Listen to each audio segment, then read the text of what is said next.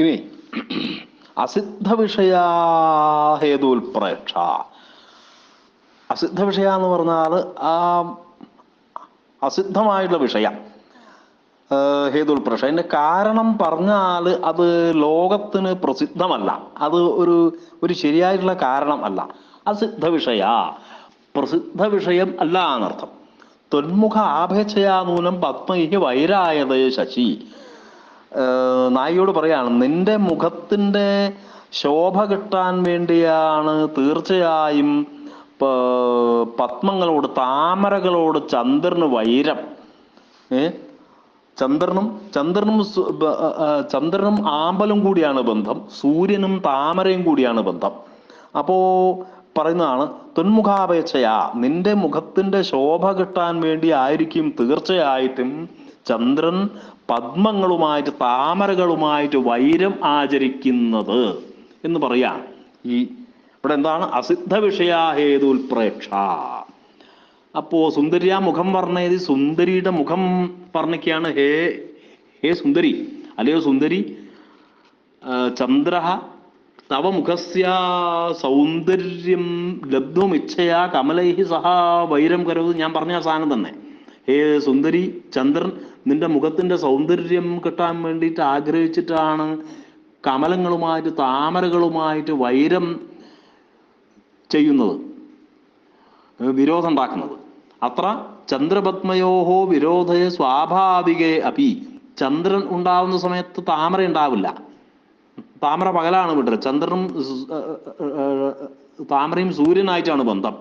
ചന്ദ്രപത്മങ്ങളുടെ വിരോധം സ്വാഭാവികമായിട്ടുള്ളതാണ്. എന്നാൽ തത്ര തന്വീമുഖകാന്തി ലാഭേച്ഛ ഹേതുത്വേന ഉൽപ്രേക്ഷ്യതേ ഇത്യത ഹേതുൽപ്രേക്ഷ. തന്വീമുഖത്തിന്റെ, സുന്ദരിയുടെ മുഖത്തിന്റെ, ആ സുന്ദരിയായുള്ള അവരുടെ മുഖത്തിന്റെ കാന്തി കിട്ടാൻ വേണ്ടിയിട്ടുള്ള ആഗ്രഹം ചന്ദ്രന് ഒരു കാരണം ആയിട്ട് പറയാണ്. ഹേതുത്വേന ഉൽപ്രേക്ഷ്യതേ ഇത്യത ഹേതുൽപ്രേക്ഷ. അതുകൊണ്ടാണ് ഹേതുൽപ്രേക്ഷയായിട്ട് വരുന്നത്. ചന്ദ്രസ്യ കാന്താമുഖ കാന്തി ലിപ്സായാഹ അപ്രസിദ്ധത്വാത് അസിദ്ധ വിഷയാച. ചന്ദ്രന് കാന്താമുഖ കാന്തി ലിപ്സ അപ്രസിദ്ധമായതിനാൽ അസിദ്ധ വിഷയ. ചന്ദ്രന് ഇയാളെ ഭാര്യന്റെ മുഖത്തിന്റെ കാന്തി ഉണ്ടാവണം എന്നൊന്നും ആഗ്രഹമൊന്നുമില്ല, മനസ്സിലായില്ല. അത് അപ്രസിദ്ധമാകയാൽ അസിദ്ധ വിഷയ ഹേതു ഉൽപ്രേക്ഷ എന്നർത്ഥം. അവിടെ ഒരു ഉദാഹരണം കൂടെ പറയുന്നുണ്ട്.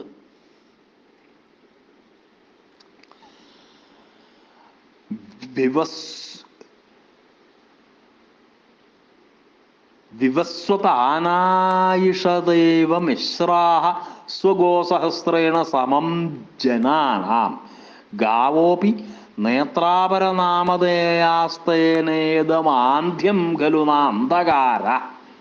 വിവസ്വത എന്ന് പറഞ്ഞാൽ സൂര്യനാൽ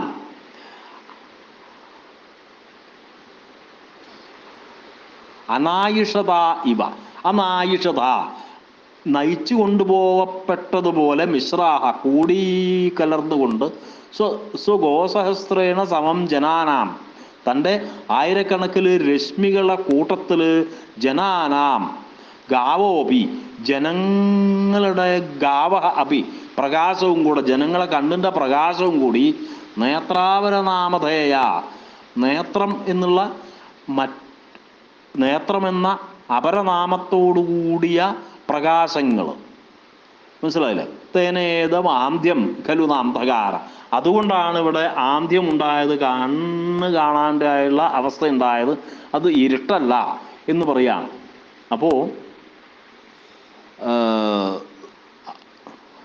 ആ വാക്കുകളുടെ അർത്ഥം പറഞ്ഞാൽ, സൂര്യനാൽ കൂട്ടിക്കലർത്തി കൊണ്ടുപോകപ്പെട്ട പോലെ, തൻ്റെ ആയിരങ്ങളായ സൂര്യനാൽ കൂട്ടിക്കലർത്തി കൊണ്ടുപോകപ്പെട്ട പോലെ ആയി തൻ്റെ ആയിരങ്ങളായ രശ്മിക്കൊപ്പം ജനങ്ങളുടെ നേത്രങ്ങൾ എന്ന് അപരനാമധേയങ്ങളുള്ള രശ്മികൾക്കൊപ്പം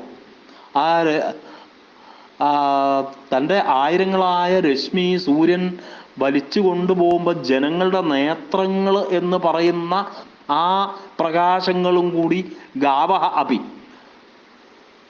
ഗോശബ്ദത്തിൻ്റെ രണ്ടർത്ഥം.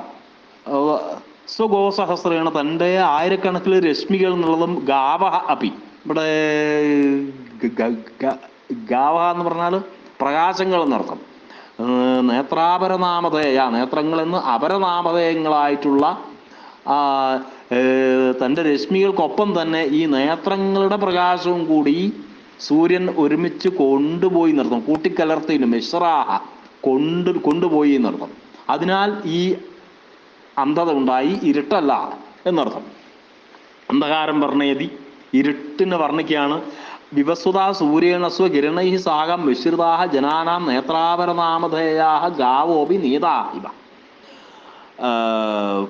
സൂര്യനാൽ തൻ്റെ രശ്മികളുടെ ഒപ്പം മിശ്രണം ചെയ്തുകൊണ്ട് കൂട്ടിക്കലർത്തിക്കൊണ്ട് ജനങ്ങളുടെ നേത്രങ്ങൾ എന്ന് അപരനാമധേയമുള്ള മറ്റൊരു പേരുള്ള രശ്മികളെ കൂടി കൊണ്ടുപോയ പോലെ തോന്നുന്നു.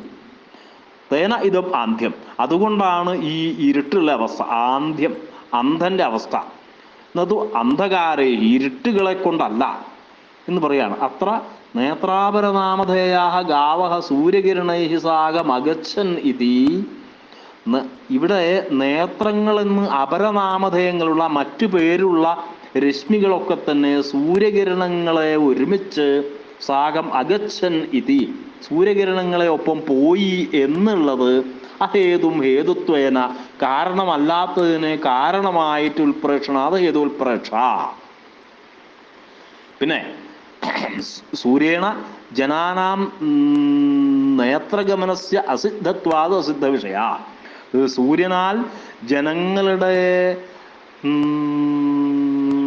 നേത്രങ്ങൾ, ജനങ്ങളുടെ കണ്ണുകൾ കൊണ്ട് ജനങ്ങളുടെ പ്രകാശം സൂര്യൻ കൊണ്ടുപോയി എന്ന് പറയുന്നത് അസിദ്ധമായ കാര്യമാണ്.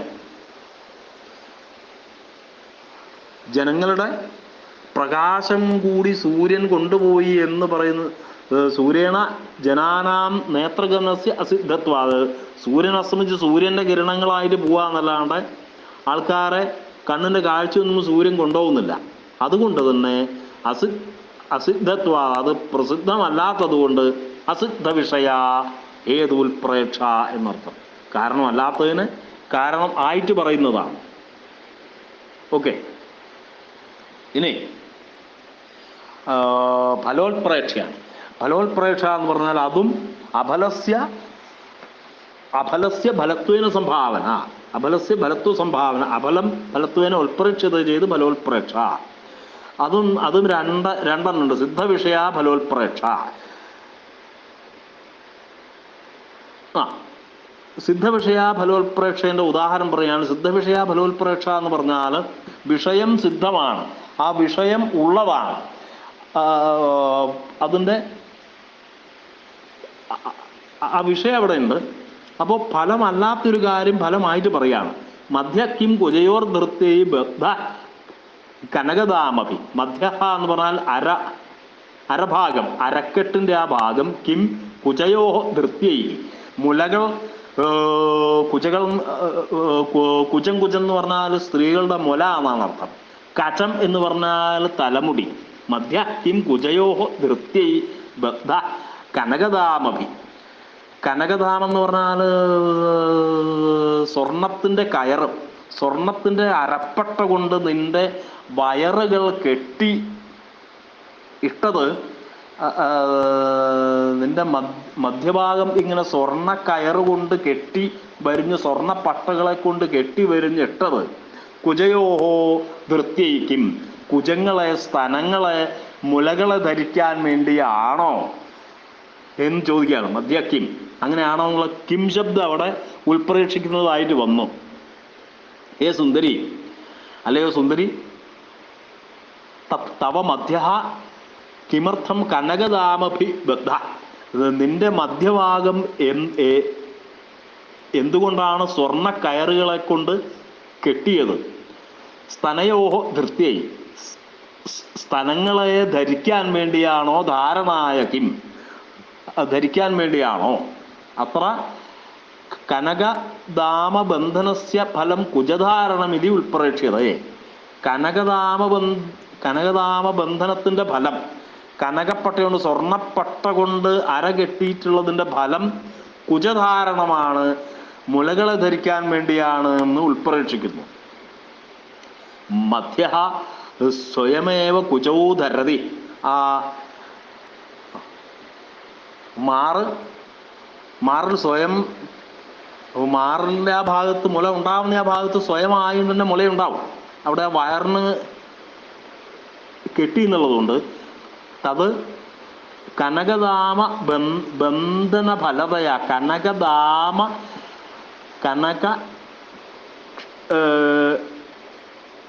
കനകക്ഷാമ എന്നാണ് അവിടെ എഴുതിയത്. കനകധാമ ബന്ധന ഫലതയാ വയറ്റിലിങ്ങനെ ആ സ്വർണത്തിൻ്റെ കയറുകൊണ്ട് കെട്ടിയതുകൊണ്ടല്ല. അതഃ ഫലോൽപ്രേക്ഷ, അതുകൊണ്ട് ഫലോൽപ്രേക്ഷ. അഫലസ്യ ഫലത്വേന സംഭാവന എന്നല്ലേ. കുജധാരണസ്യ സിദ്ധത്വാ സിദ്ധവിഷയ. കുജധാരണം സ്തനങ്ങളെ ധരിക്കുക എന്നുള്ള വിഷയം ഉള്ളതുമായതുകൊണ്ട് സിദ്ധവിഷയ ഹേതുൽപ്രേക്ഷ, സിദ്ധവിഷയമായിട്ടുള്ള ഹേതുൽപ്രേക്ഷ. അതിൻ്റെ തന്നെ വേറൊരു ഉദാഹരണം കൂടെ പറയാണ്. പൂരം വിധുർവർദ്ധയിതും പയോധയേ ശങ്കേയം ഏണാംഗമണിം കിയന്തി പയാംസി ദോഗ്ധി പ്രിയവിപ്രയോഗേ സ ശോക കോഹീനയനേ കിയന്തി. ഇവിടെ പൂരം എന്ന് പറഞ്ഞാൽ കൂട്ടം, വിധുഹു എന്ന് പറഞ്ഞാൽ ചന്ദ്രൻ, വർദ്ധയതും വർദ്ധിപ്പിക്കുന്നതിന് വേണ്ടിയിട്ട് പയോധിയുടെ സമുദ്രത്തിൻ്റെ ശങ്കയെ ഞാൻ സംശയിക്കുന്നു. അയം ഏണാംഗമണിയും കിയന്തി. ഏണാങ്കൻ എന്ന് പറഞ്ഞാൽ ഏണെന്ന് പറഞ്ഞാൽ മാൻ എന്നുള്ള അർത്ഥമാണ്. ഏണാങ്കൻ മാനിൻ്റെ അടയാളമുള്ള ആൾ ചന്ദ്രൻ. അപ്പം ചന്ദ്രമണി കിയന്തി എന്ന് പറഞ്ഞാൽ ദ്രവിപ്പിക്കുന്നു, അരിയിക്കുന്നു എന്നർത്ഥം. പയാംസി ദോഗ്ധി പ്രിയവിപ്രയോഗേ സശോക കോഹീനയനേ കിയന്തി. പയാംസി ദോഗ്ധി, പയസ്സുകൾ വെള്ളം ഇങ്ങനെ ദോഹനം ചെയ്യുന്നു, കറക്കുന്നു. പ്രിയവിപ്രയോഗേ, തങ്ങളുടെ പ്രിയന്മാരുടെ വേർപാടിൽ സശോകം, ശോകത്തോടുകൂടി ദുഃഖത്തോടുകൂടിയുള്ള കോഹീനയനങ്ങളും ചക്രവാക പിടകളുടെ കണ്ണുകളും വെള്ളത്തിനെങ്ങനെ കറക്കുന്നു എന്നർത്ഥം. അപ്പം സമുദ്രം കൂടാനുള്ള കാരണം ഇത് രണ്ടുമാണെന്ന് പറയാം. ചന്ദ്രകാന്തമണി ഇങ്ങനെ ദ്രവിപ്പിച്ച് വെള്ളാക്കുന്നതും ചക്രവാക പിടകളുടെ അവരിങ്ങനെ തങ്ങളുടെ പ്രിയൻ അവിടെ ഇല്ലാത്തതുകൊണ്ട് കരയുന്നതും ആയിട്ടുള്ള ആ വെള്ളം ആണ് സമുദ്രം കൂടാനുള്ള കാരണം എന്ന് പറയാണ്. ചന്ദ്രോദയത്തിൽ വേരിയേറ്റ് ഉണ്ടാവുന്നതുകൊണ്ടാണ് വെള്ളം ഉണ്ടാവുന്നത്. പക്ഷേ അതിൻ്റെ കാരണം അതല്ല എന്ന് പറയാണ്. നേരത്തെ പറഞ്ഞ പോലെ അരക്കെട്ടിൽ സ്വർണം കെട്ടിയത് മുല ധരിക്കാൻ വേണ്ടിയിട്ടല്ല. അതേപോലെ ഫലമല്ലാത്തതിന് ഫലമായിട്ട് പറയാണ്. ചന്ദ്രോദയ സമുദ്ര ബ്രഹ്മണം വർണ്ണയത്. ചന്ദ്രോദയത്തിൽ സമുദ്രം ഇങ്ങനെ വർദ്ധിക്കുന്നത് വർണ്ണിക്കുകയാണ്. സമുദ്രം വർദ്ധയിതും സമുദ്രം വർദ്ധിപ്പിക്കാൻ വേണ്ടിയാണ് അയം ചന്ദ്ര, സമുദ്രം വർദ്ധിപ്പിക്കാൻ വേണ്ടിയാണെന്ന് തോന്നുമാറാണ് അയം ചന്ദ്ര ആ ചന്ദ്രകാന്തമണിയും ദ്രാവയതി. ഈ ചന്ദ്രൻ ചന്ദ്രകാന്തമണിയെ ദ്രവിപ്പിക്കുന്നത്, അലിയിക്കുന്നത്. പ്രിയ വിയോഗേ കോകീനയനേഭ്യ അശ്രൂണി ദോഗ്ധി. കോകീനയനങ്ങൾ പ്രിയവിയോഗം കൊണ്ട്, പ്രിയന്മാരുടെ വിയോഗം കൊണ്ട് ചക്രവാകപ്പിടകളുടെ കണ്ണിൽ നിന്ന് അശ്രൂണി ദോഗ്ധി, അത് ചന്ദ്രൻ കറന്നെടുക്കുന്നതാണ് പറയാം. ചന്ദ്രൻ ചക്രവാക പിടകളുടെ കണ്ണിൽ നിന്ന് കണ്ണുനീരിനെ കറന്നെടുക്കുകയാണ്, ദോഹനം ചെയ്യുക. ദോഗ്ധി എന്ന് പറഞ്ഞാൽ കറന്നെടുക്കുകയാണ്. ചന്ദ്രകാന്തമണയ ദ്രാവണം, ചന്ദ്രകാന്തമണിയുടെ അലിയിക്കലും കോകീനയനയോഹോ അശ്രുവർണ്ണനം ച, കോകീനയനങ്ങളുടെ